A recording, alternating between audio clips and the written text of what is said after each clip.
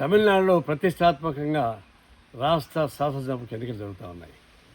అక్కడ డిఎంకేతో పాటు left parties అంతా కలిపి సంయుక్తంగా బీజేపీని అడుగు పెట్టనీయకూడదని చెప్పేసి సభంతో ఒక రాజకీయ ఐక్యత ఏర్పడిపోయింది, స్ట్రాంగ్ అయిపోయింది. దాన్ని ఎవరు కదిలించలేరు.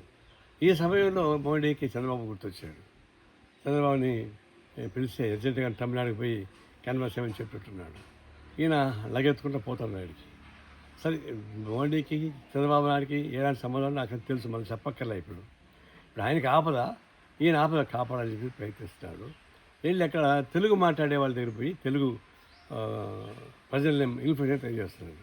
నేను ఒకటి అడుగుతున్నాను, జయలలిత ముఖ్యమంత్రిగా ఉన్నప్పుడు తెలుగు స్కూల్స్ అన్ని బ్యాన్ చేయడానికి తీర్మానం పెట్టేసింది.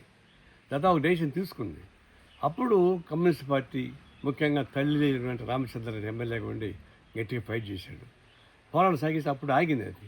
ఆనాడు తమిళనాడులో ఉన్నటువంటి తెలుగు వాళ్ళంతా వచ్చి చంద్రబాబు నాయుడిని, అయ్యా నువ్వు వచ్చి మాట్లాడు గట్టిగా, తెలుగు ప్రజానీకానికి అన్యాయం జరుగుతుంది. ఆయన పోలే, ఆనాడు పోలేదు.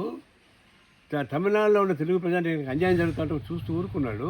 అలాంటి ఇప్పుడు పోయి తెలుగు వాళ్ళని ఓటేయండి బీజేపీ కూటమి కండి ఏ మొక్క పెట్టుకొని చెప్తాం? ఆనాడు ఈ మొక్క ఏమైంది? ఈనాడు ఎందుకు అడిగిపోతున్నావు అంటే మోడీకి ఆపదిస్తే నువ్వు ఆపద మొక్కలు మొక్కాలనా? ఇది ఒక విధంగా అవకాశం తప్ప కాదు. నిజంగా తెలుగు ప్రజానికని ద్రోహం చేసిన ఎవరంటే అది చంద్రబాబు నాయుడు, తమిళనాడులో ఉన్నటువంటి తెలుగు వాళ్ళకి. ఇది ఈనాడు మాట్లాడేటువంటి క్యాన్వాసు తమిళనాడు ప్రజలు కానీ తెలుగు ప్రజలు కానీ ఆయనకి అంగీకరించరు. ఆయనకి శృంగభంగం తప్పదు.